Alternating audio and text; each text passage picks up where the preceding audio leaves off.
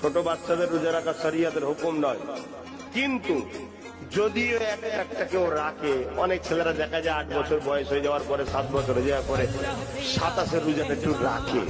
সারাদিন পর সন্ধ্যের বেলার মুখটাকে দেখার মতো লাগে, একদম এইখানি হয়ে গেছে। পানি খাবি, কথা বুঝে আসছে? ওকে খাওয়াতে গেলেও খাবে না, সব। হ্যাঁ, এটা একটা রক্তের তাসির ভাই, ভালো রক্তর গুণ এইটা।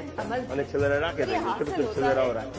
তা বলো বেশি রাখাবেন, রাখতে চাইলেও একটু আদর করে আর করে খাইয়ে দেবে। 30টা দিন হোক আমরা চাই, আমরা 29 চাই না। ঈদের খোঁজ তারা বেশি লাই যারা রোজা না রাখে।